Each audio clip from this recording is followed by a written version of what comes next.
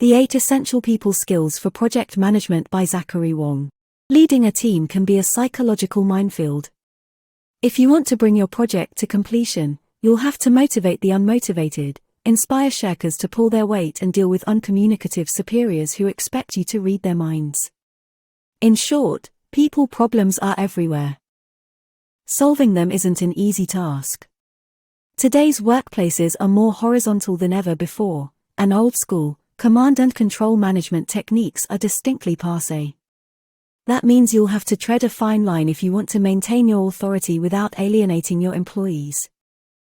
Luckily, you're not alone. World-renowned management consultant Zachary Wong has crafted the ultimate hands-on guide to navigating this hazardous terrain. Built around 8 core people skills, these blinks will show you how you can start aligning individual psychology with your organization's key objectives. The role of team leaders has changed as companies have become less hierarchical. Whether it's a general casting his eye over the battlefield or a manager analyzing the business environment, successful leadership is all about adapting strategy to the facts on the ground. And when the facts change, it's vital to change your approach. That also goes for project management. After all, the world of business has experienced dramatic changes in recent decades. In the old days, corporations resembled pyramids. At the top sat a small number of powerful executives. Below them were the senior managers who relayed instructions to middle managers, who, in turn, oversaw the largest and least powerful group, employees. It was a top-down model. Responsibility, pay and prestige increased the further up the pyramid you went. Rising through the ranks was a steep and difficult climb. Today, that model seems increasingly passé. The idea that the workers at the base of the structure are laborious, requiring an autocratic, command and control approach is outdated. Modern businesses are increasingly becoming more democratic structures. The contemporary workforce is more educated, skilled and tech-savvy than ever before, and employees expect to see that reflected in their roles. What they want, in other words, isn't just a paycheck but an opportunity to realize their potential. Businesses have responded to this new reality by shifting from a pyramid model to a wedge structure. Imagine cutting a pyramid in half and laying it on its side. It now looks like a doorstop-shaped wedge with 3 sections interacting on a horizontal rather than a vertical axis. At the smallest end are individual contributors, employees whose unique contributions are essential to the organization's overall success. In the middle are work teams, groups of contributors working toward a common goal. Finally, there's management. The size of their section doesn't reflect their absolute numbers, but rather the amount of power and resources at their disposal. This model requires project managers to play a new role. As a team leader in this structure, your job is to work fluidly between all 3 sections, connecting individual performance to your organization's strategic aims. Call it organizational alignment, which is essentially about understanding the way the small details of managing relationships with individual contributors affects the success of the company as a whole. The wedge model is a great tool to visualize and manage team performance. Today's project managers play a vital coordinating role, and it's your job to make sure all 3 sections of your company's wedge structure are working together. So what do you do when things go wrong? Well, like a doctor, you'll need an accurate diagnosis before you can prescribe a course of action. The wedge model is a diagnostic tool that helps you do just that. Let's stick with our medical analogy for a second. When you visit a doctor, he'll usually do 2 things. First, locate the problem. Is it, say, a back or a heart problem? Second, he'll determine whether he's competent to treat the complaint or if he needs to refer you to a specialist. Team leaders follow a similar procedure. They find out whether a problem is an individual, team or management issue, and then they decide whether they need to make a referral. Imagine one of your team members complains to you about her colleague. She tells you that a coworker has been yelling at her and criticizing her performance. It's gotten so bad, she adds, that she can't complete her assignments. That's clearly a team issue, right? Yes, but there's also another dimension. Workplace harassment is a serious legal matter. While you can take proactive steps as a team leader to limit contact between these two employees, you also need a specialist, in this case, a human resources manager. In other words, you need to wedge the problem up to management, which possesses the necessary resources and expertise to handle situations like this. What about individual employees' problems? Although it might seem like a daunting task, there's actually a fairly simple way of getting to the root of these problems. Call it the EIM model. That stands for expectations, resources, ability, and motivation, the 4 key performance factors. To make a diagnosis, you'll need to listen to employees' explanations of their problems, while taking steps to independently verify their accounts. Does the individual understand your expectations and is their task clear to them? If so, do they have enough time, the right equipment and the requisite information to complete that task? How about their skills and knowledge? Are they up to the job you've given them? Finally, are they motivated enough to get it done? Once you've answered those questions, it's time for you to write a prescription, a clear and measurable action plan for improvement, which you can use to quantify progress. Effective team leaders understand the difference between friendship and friendliness. We've seen that the modern workplace emphasizes horizontal rather than hierarchical relationships. This means that boundaries between different roles are more porous, and leaders are often on friendlier terms with their subordinates than they used to be. That can put you in an awkward situation. After all, friends are equals, they do each other favors, make exceptions, and let mistakes slide. But that's the last thing you can afford to do as a leader tasked with making tough calls. So how do you square this circle? Well, it's vital to understand that there's a difference between friendship and friendliness. Take Robert, a project manager at a hypothetical IT firm, and Thomas, a software engineer in his team. Driving out of the company parking lot one evening, Robert comes across Thomas's car in a ditch next to a road owned by the company. Official policy states that all accidents on the premises have to be reported and that the vehicles involved shouldn't be moved until a report has been filed. Thomas, however, asks Robert to help him tow his car, promising he'll fill in an official report as soon as he gets home. Team leaders face ethical quandaries like this all the time. The problem is that you can't always be on both sides. Sometimes you have to decide whether you represent your company and its values or your employee. In this case, Thomas is clearly pushing Robert to act as his friend rather than his superior. So what should Robert do? The key here is to remember that leadership is about being friendly, not friends. Think of it this way, friendliness is a behavior rather than a relationship. Robert's best bet, in other words, is to firmly but politely insist on sticking to the rules. That's a great example of a key leadership attribute, being hard on policies rather than people. A true leader in Robert's situation would be able to show that he understands Thomas's feelings of frustration that the incident can't be quickly resolved, while maintaining his authority as a manager. Thomas might resent Robert's insistence on following procedure, but he can't really complain. At the end of the day, Robert is Thomas's superior, not his buddy. However much we might wish the case were otherwise, a company isn't a club or a family, but a business.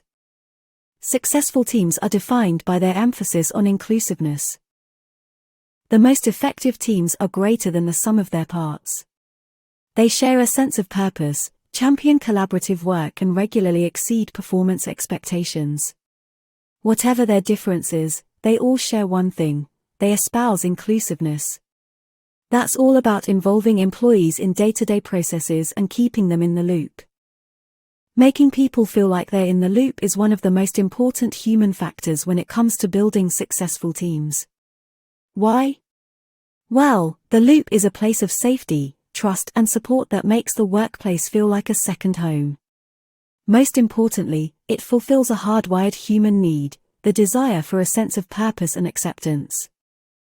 If you want to make people feel like they're in the loop, you have to get a handle on what motivates and demotivates them. So how do you do that? Well, a good place to start is to look at different personality types. Take the 1984 book Please Understand Me by psychologists David Kiersey and Marilyn Bates, which identified 4 different types of personality: rationals, guardians, idealists and artisans. Identifying which of these types team members most resemble is a tool that will help you figure out the best way to motivate employees. Each type responds to distinct push and pull factors, which can either lead to disengagement or engagement. Rationals, for example, love logical tasks, they want autonomy and fear failure. Guardians are more cooperatively inclined, seeking respect and shying away from conflict. Idealists are emotional, they cherish fairness and loathe bullies. Finally, artisans are individualists who like taking risks and hate boredom. But inclusiveness isn't something that just happens when people come together to work as a team, it's an attitude that needs to be fostered.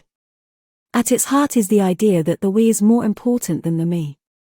The problem is that lots of common workplace policies stand in the way of fostering genuine team spirit.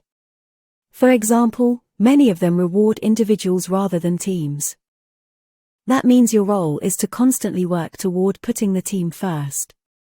That can be as simple as asking all of your team members to contribute something to the improvement of the team each month, rather than just concentrating on their individual work.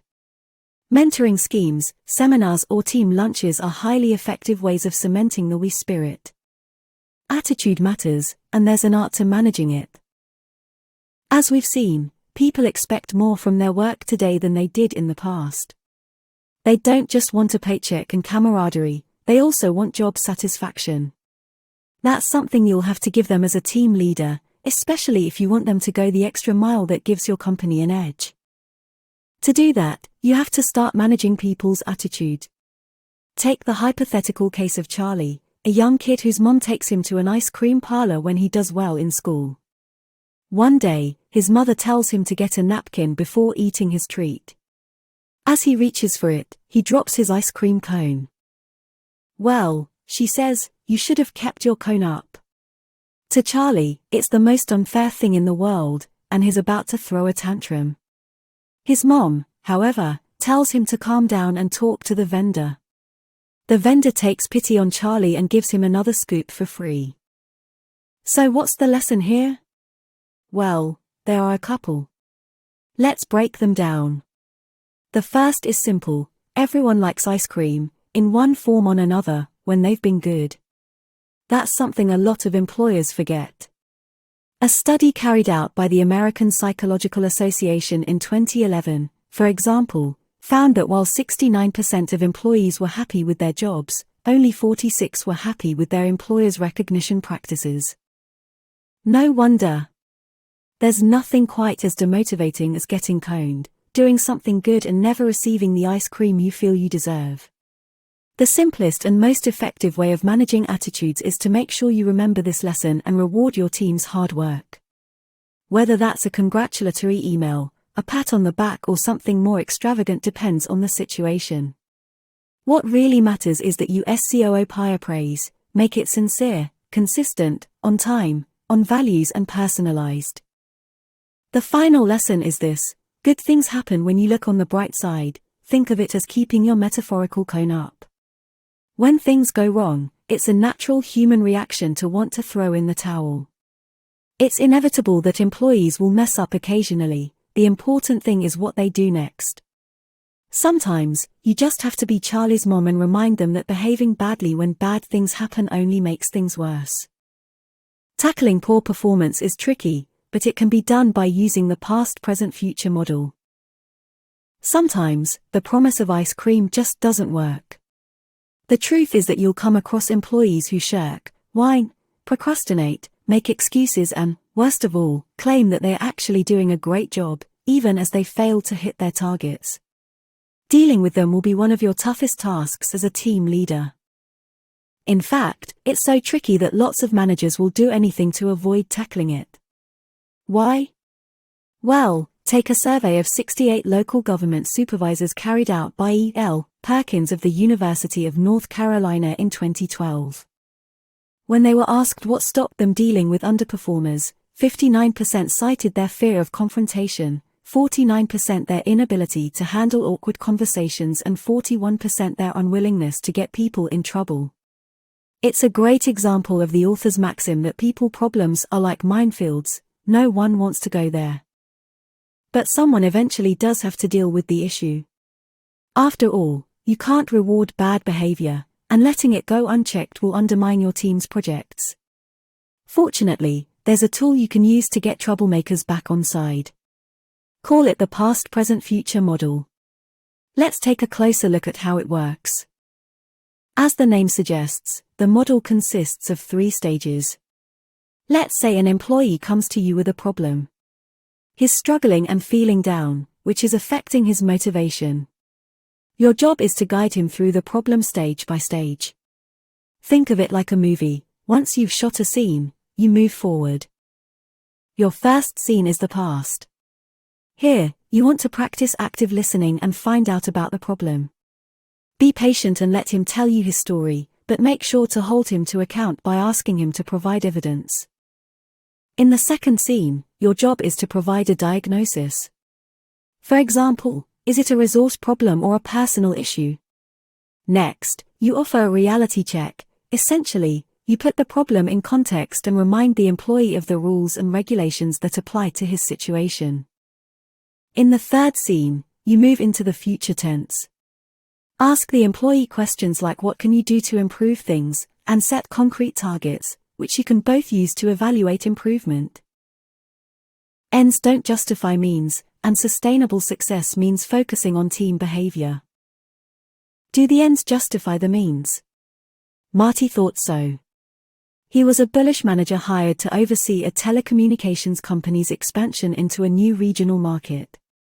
He had a gung-ho attitude to winning new contracts. A couple of years in, things were looking great. The firm was seemingly well established and had a ton of new clients. Then came the audit.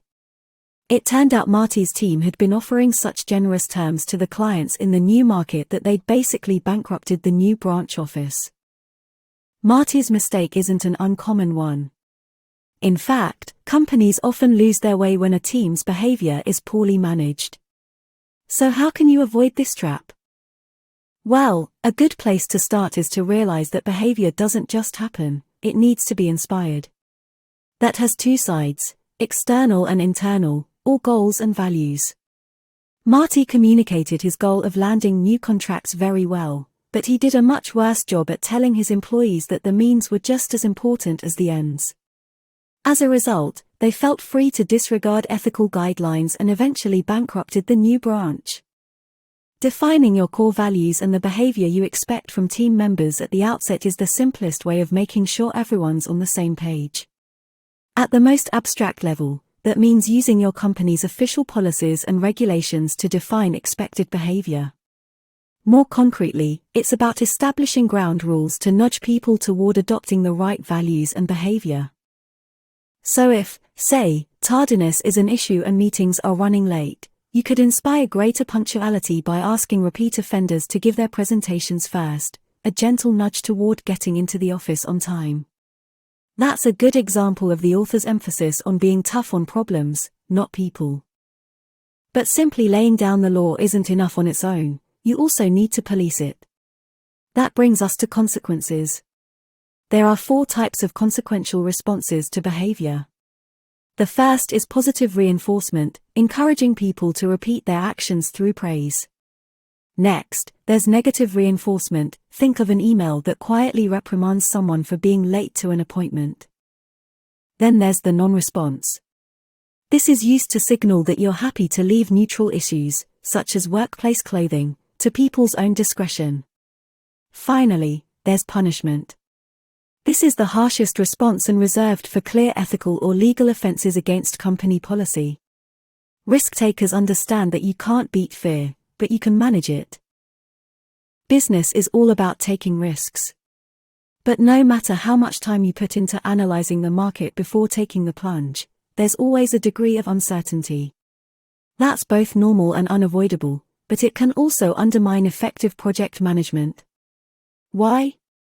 Well, uncertainty generates fear and anxiety, which, in turn, affects your willingness to take the risks that are essential to success. Call it the black box effect. However carefully you inspect what's in front of you, there's no telling what's inside the box. It could be a trick, a trap, or a treat. There's simply no way to know before you open it. The problem, however, is that humans have a hardwired survival instinct that makes them innately cautious. That's pretty handy when you're out on the savannah facing down lions, but it can be a problem in the boardroom. So why is that box so scary? There are 3 factors at play. Call them the 3 uncertainties of risk-taking. The first is circumstance. When you're weighing up a risky move, you can't predict just how challenging it's going to be. That brings us to the second issue, ability.